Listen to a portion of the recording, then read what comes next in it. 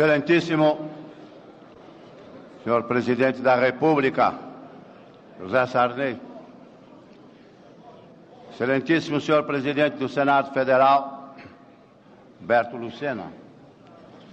Excelentíssimo senhor Presidente do Supremo Tribunal Federal, Ministro Rafael Maia. Senhores membros da mesa da Assembleia Nacional Constituinte, eminente relator Bernardo Cabral.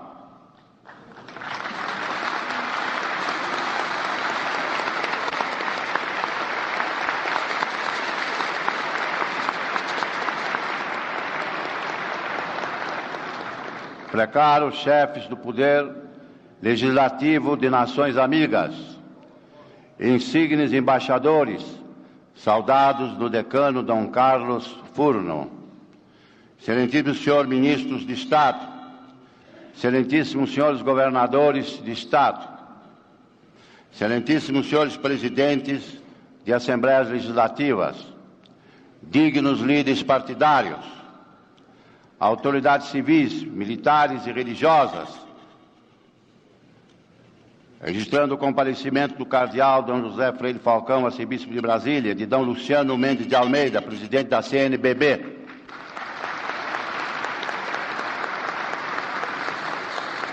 Senhoras e senhores constituintes, minhas senhoras e meus senhores,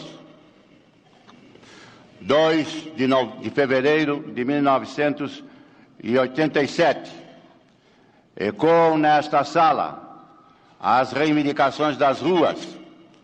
A nação quer mudar. A nação deve mudar. A nação vai mudar.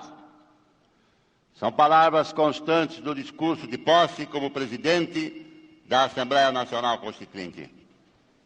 Hoje, 5 de outubro de 1988, no que tange à Constituição, a nação mudou. A Constituição mudou na sua elaboração, mudou na definição dos poderes, mudou restaurando a federação, mudou quando quer mudar o homem cidadão. E é só cidadão quem ganha justo e suficiente salário, lê e escreve, mora, tem hospital e remédio, lazer quando descansa.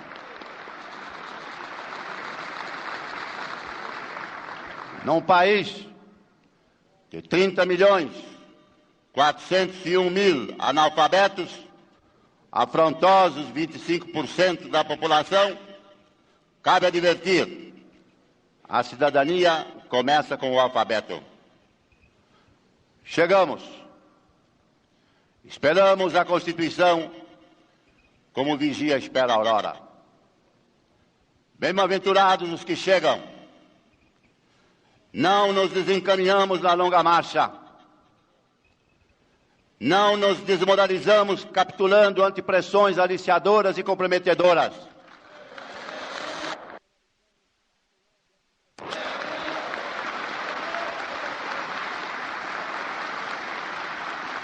Não desertamos. Não caímos no caminho. Alguns a fatalidade derrubou. Virgílio Távora, Adair Ferreira, Fábio Lucena, Antônio Farias, Norberto Schwantes, pronunciamos seus nomes queridos com saudade e orgulho. Cumpriram com o seu dever. A nação nos mandou executar um serviço. Nós o fizemos com amor, aplicação e sem medo. A Constituição certamente não é perfeita. Ela própria o confessa ao admitir a reforma. Quanto a ela, discordar, sim.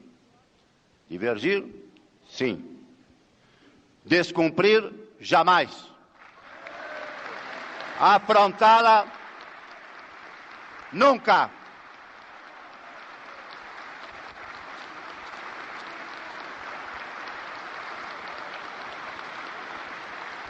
Traidor da Constituição é traidor da pátria.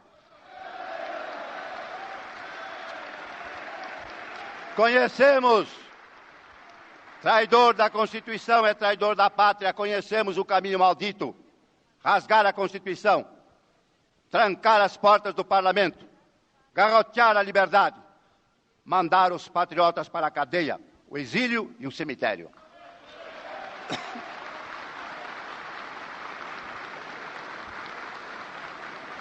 Persistência da Constituição é a sobrevivência da democracia. Quando, após tantos anos de lutas e sacrifícios, promulgamos o Estatuto do Homem, da Liberdade e da Democracia, bradamos por imposição de sua honra. Temos ódio à ditadura, ódio e nojo.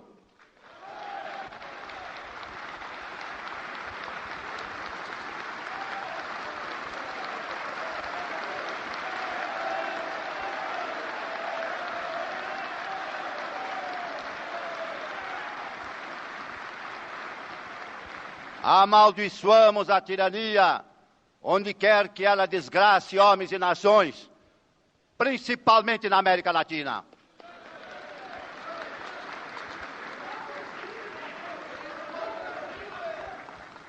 Assinalarei algumas marcas da Constituição que passará a comandar esta grande nação.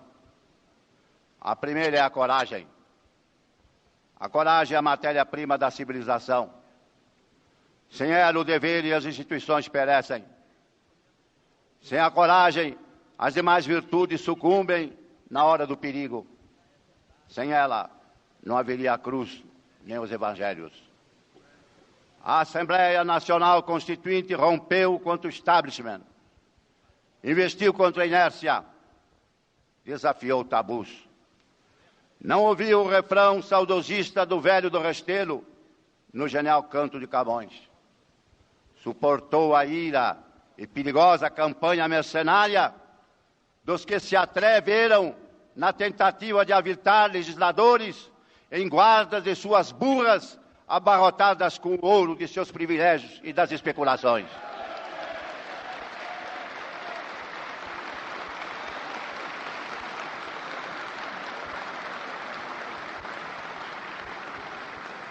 Foi a audácia inovadora a arquitetura da Constituinte, recusando anteprojeto forâneo ou de elaboração interna.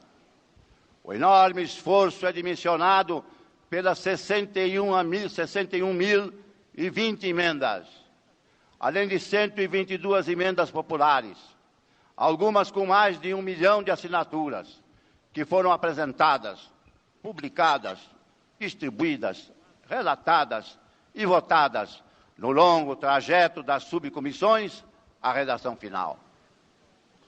A participação foi também pela presença, pois diariamente cerca de 10 mil postulantes franquearam, livremente, as 11 entradas do enorme complexo arquitetônico do Parlamento na procura dos gabinetes, comissões, galeria e salões.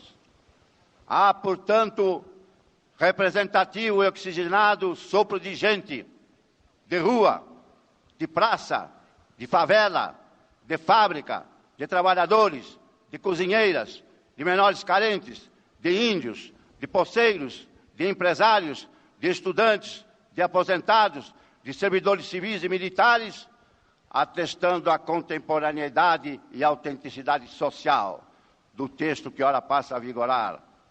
Como o caramujo, guardará para sempre o bramido das ondas de sofrimento, esperança e reivindicações de onde proveio.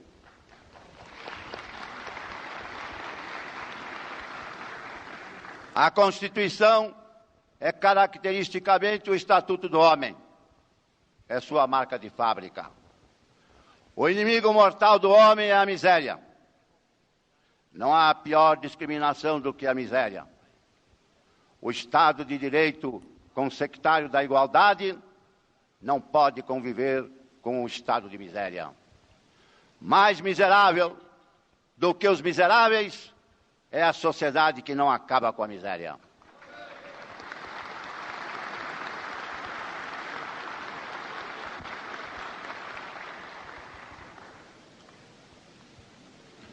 Tipograficamente, é hierarquizada a precedência e preeminência do homem, colocando-o no umbral da Constituição e catalogando-lhe o número não superado, só no artigo 5º, de 77 incisos e 104 dispositivos.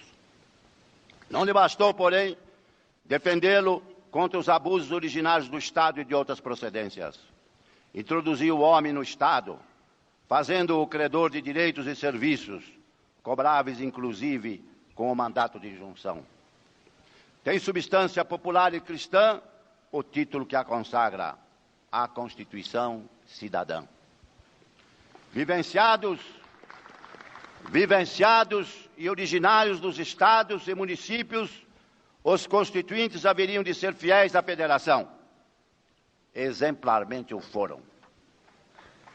No Brasil, desde o Império, o Estado ultraja a geografia. Espantoso despautério, o Estado contra o país, quando o país é a geografia, a base física da nação, portanto, do Estado. É elementar. Não existe Estado sem país, nem país sem geografia. Esta antinomia é fator de nosso atraso e de muitos de nossos problemas, pois somos um arquipélago social, econômico, ambiental e de costumes, não uma ilha. A civilização e a grandeza do Brasil percorreram rotas centrífugas e não centrípetas. Os bandeirantes não ficaram arranhando o litoral como caranguejos, na imagem pitoresca mais exata de Frei Vicente do Salvador.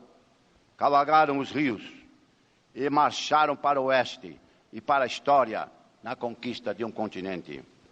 Foi também indômita vocação federativa que inspirou o gênio do presidente Juscelino Kubitschek.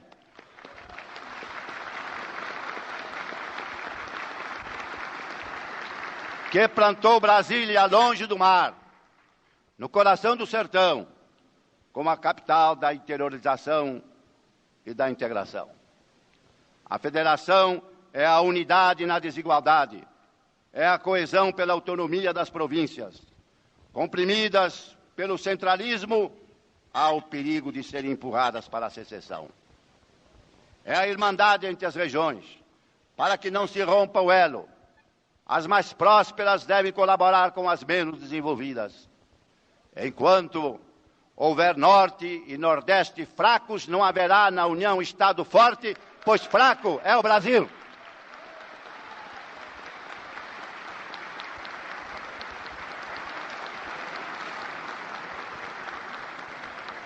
As necessidades básicas do homem estão nos estados e nos municípios. Neles deve estar o dinheiro para atendê-las. A federação é a governabilidade. A governabilidade da nação passa pela governabilidade dos estados e dos municípios. O desgoverno, filho da penúria de recursos, acende a ira popular. Quem invade primeiro os passos municipais, arranca as grades dos palácios e acabará chegando à rampa do Palácio Planalto. A Constituição reabilitou a federação ao alocar recursos ponderáveis às unidades regionais e locais, bem como a arbitrar competência tributária para lastrear-lhes a independência financeira. Democracia é a vontade da lei, que é plural e igual para todos, e não a do príncipe, que é unipessoal e desigual para os favorecimentos e os privilégios. Se a democracia é o governo da lei, não só elaborá-la, mas também para cumpri-la, são governo o executivo e o legislativo. O legislativo brasileiro investiu-se das competências dos parlamentos contemporâneos. É axiomático que muitos têm maior probabilidade de acertar do que um só. O governo associativo e gregário é mais apto do que o solitário. Eis outro imperativo de governabilidade: a coparticipação e a corresponsabilidade. Cabe a indagação: instituiu-se no Brasil o tricameralismo ou fortaleceu-se o unicameralismo com as numerosas e fundamentais atribuições cometidas ao Congresso Nacional? A resposta virá pela boca do tempo. Faço votos para que essa regência trina prove bem. Nós, os legisladores, ampliamos nossos deveres. Teremos de honrá-los. A nação repudia a preguiça, a negligência, a inépcia. Soma-se a nossa atividade ordinária bastante dilatada a edição de 56 leis complementares e 314 leis ordinárias. Não esquecemos que, na ausência da lei complementar, os cidadãos poderão ter o provimento suplementar pelo mandato de injunção.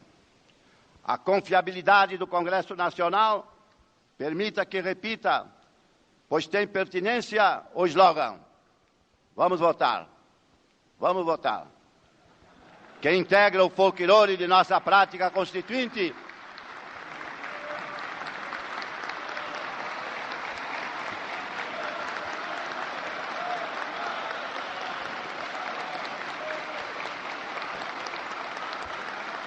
reproduzido até em horas de diversão e em programas humorísticos.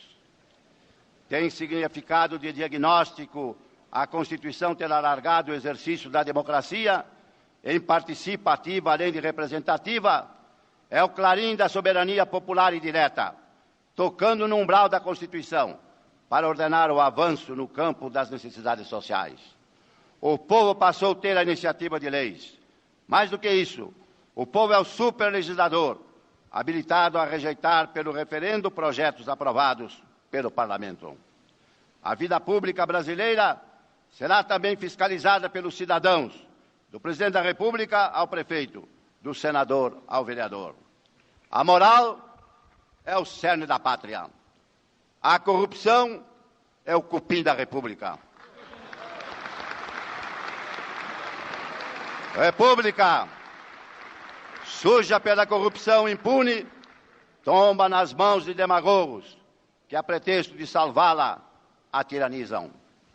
Não roubar, não deixar roubar, pôr na cadeia quem roube, eis o primeiro mandamento da moral pública.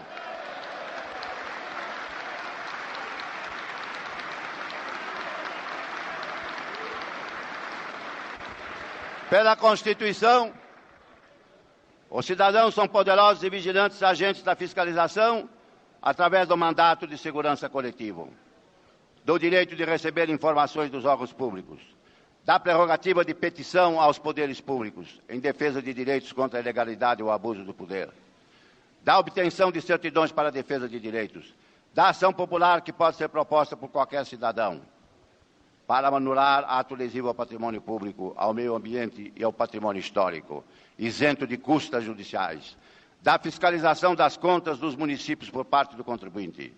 Podem peticionar, reclamar, representar ou apresentar queixas junto às comissões das casas do Congresso Nacional.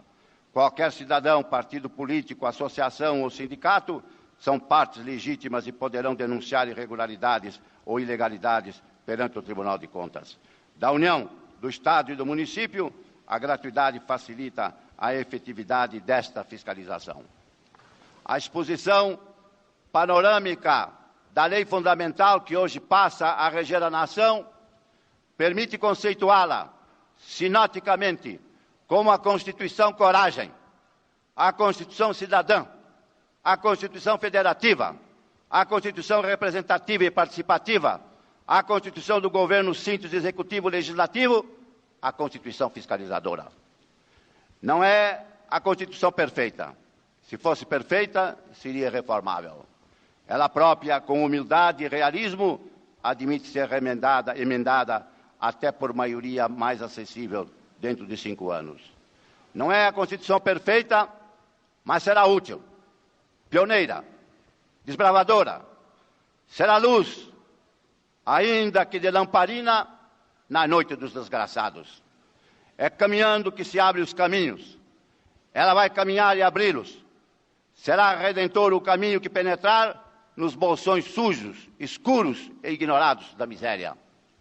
Recorde-se, alvissareiramente, que o Brasil é o 5º país a implantar o Instituto Moderno da Seguridade, com a integração de ações relativas à saúde, à previdência e assistência social, assim como a universalidade dos benefícios para os que contribuam ou não, além de beneficiar 11 milhões de aposentados expoliados em seus proventos. É consagrador o testemunho da ONU de que nenhuma outra carta do mundo tenha dedicado mais espaço ao meio ambiente do que a que vamos promulgar.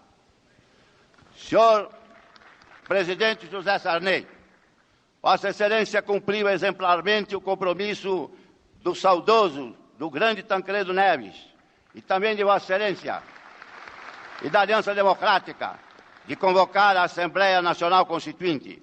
A emenda constitucional número 26 teve a origem e mensagem do governo de Vossa Excelência, vinculando Vossa Excelência à efeméride que hoje a nação celebra.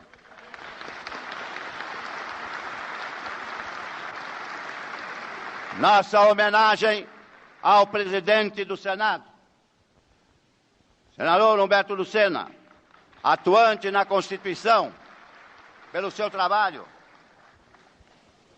seu talento e pela colaboração fraterna da casa que representa. Senhor ministro Rafael Maia, presidente do Supremo Tribunal Federal, saúdo o Poder Judiciário na pessoa austera e modelar de Vossa Excelência. O imperativo de Muda Brasil, desafio de nossa geração, não se processará sem o consequente Muda Justiça, que se instrumentalizou na Carta Magna com a valiosa contribuição do poder chefiado por Vossa Excelência. Cumprimento o eminente ministro do Supremo Tribunal Federal, Moreira Alves, que em histórica sessão instalou em 1º de fevereiro de 1987 a Assembleia Nacional Constituinte. Registro a homogeneidade e o desempenho admirável e solidário de seus altos deveres por parte dos dignos membros da mesa diretória, condôminos imprescindíveis de minha presidência. O relator Bernardo Cabral foi capaz, flexível para o entendimento, mas irremovível nas posições de defesa dos interesses do país. O louvor da nação aplaudirá sua vida pública. Os relatores adjuntos, José Fogaça, Conde Reis e Adolfo Oliveira, prestaram colaboração unanimemente enaltecida. Nossa palavra de sincero e profundo louvor ao mestre da língua portuguesa, professor Celso Cunha, por sua colaboração para a escorreita redação do texto.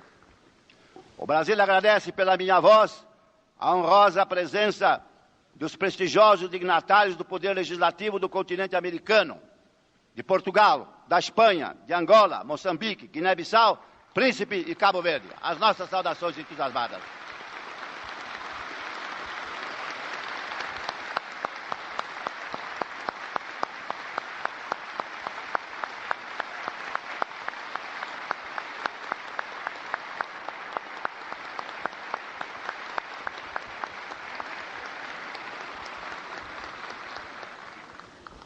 Os senhores governadores de Estado e presidentes da Assembleia Legislativa dão realce singular a esta solenidade histórica. Os líderes foram ao vestibular da Constituinte. Suas reuniões pela manhã e pela madrugada, com autores de emendas e interessados, disciplinaram, agilizaram e qualificaram as decisões do plenário. Os anais guardarão seus nomes e sua benemérita faina. Cumprimento as autoridades civis, eclesiásticas e militares, integrados estes com seus chefes na missão, que cumpre com decisão de prestigiar a estabilidade democrática.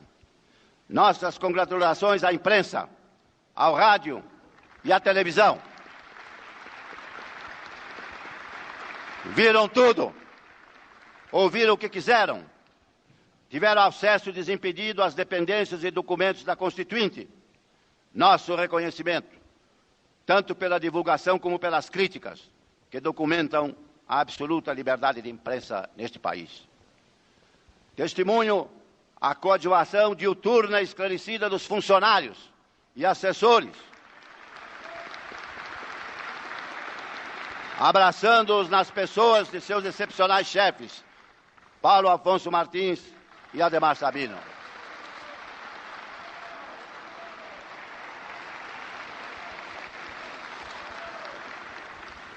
Agora, companheiros constituintes, conversemos pela última vez, companheiras e companheiros constituintes. A atuação das mulheres nesta casa foi de tal teor que, pela edificante força do exemplo, aumentará a representação feminina nas futuras eleições.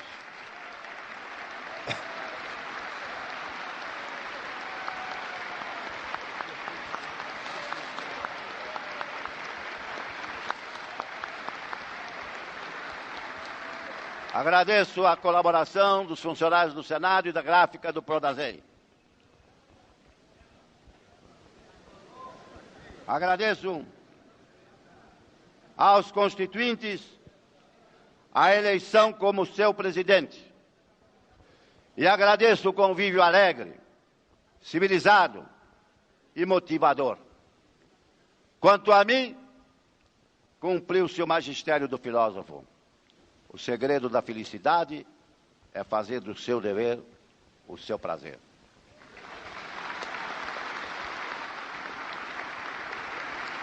Todos os dias, meus amigos constituintes, todos os dias, quando divisava na chegada ao Congresso, a concha côncava da Câmara rogando as bênçãos do céu, e convexa do Senado, ouvindo as súplicas da terra.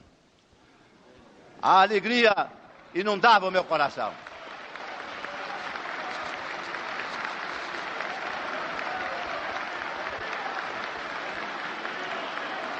Era vendo o Congresso como se visse a aurora, o mar, o canto do rio, ouvir os passarinhos. Sentei-me ininterruptamente 9.000 horas nesta cadeira, em 320 sessões, gerando até interpretações divertidas pela não saída para lugares biologicamente exigíveis.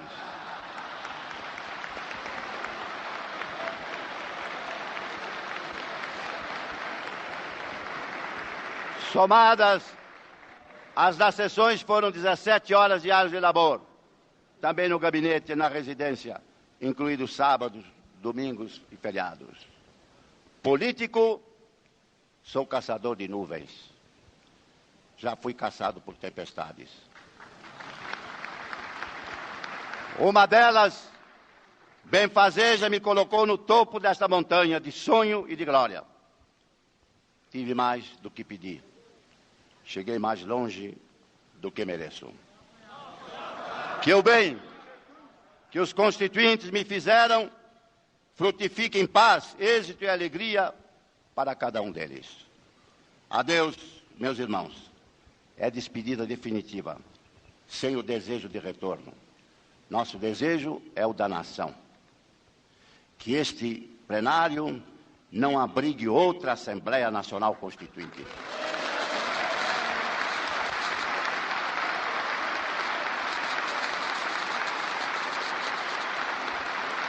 Porque antes da Constituinte, a ditadura já teria trancado as portas desta casa. Autoridades, constituintes, senhoras e senhores, a sociedade sempre acaba vencendo, mesmo ante a inércia ou antagonismo do Estado. O Estado era Tordesilhas. Rebelada, a sociedade empurrou as fronteiras do Brasil, criando uma das maiores geografias do mundo. O Estado, encarnado na metrópole, resignara-se ante a invasão holandesa no Nordeste. A sociedade restaurou nossa integridade territorial com a insurreição nativa de Tabocas e Guararapes, sob a liderança de André Vidal de Negreiros, Felipe Camarão e João Fernandes Vieira, que cunhou a frase da preeminência da sociedade sobre o Estado: desobedecer ao rei para servir ao rei. O Estado capitulou na entrega do Acre. A sociedade retomou com as foices, os machados e os punhos de Plácido de Castro e dos seus seringueiros. O Estado prendeu e exilou. A sociedade com Teotônio Vilela, pela anistia, libertou e repatriou. A sociedade foi o Rubens Paiva, não os fascínoras que o mataram.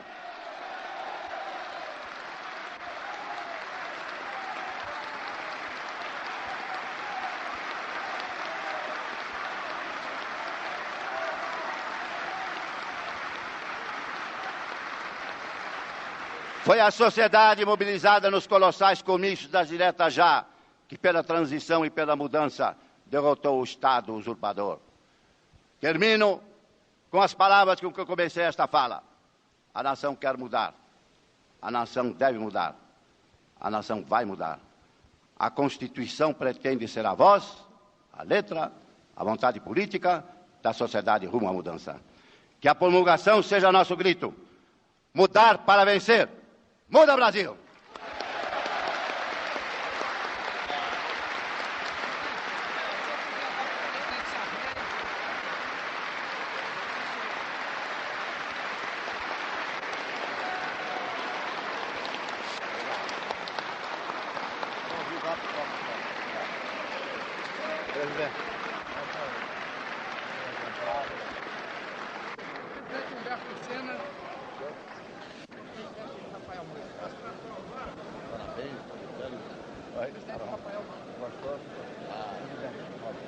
Perfeito, primoroso.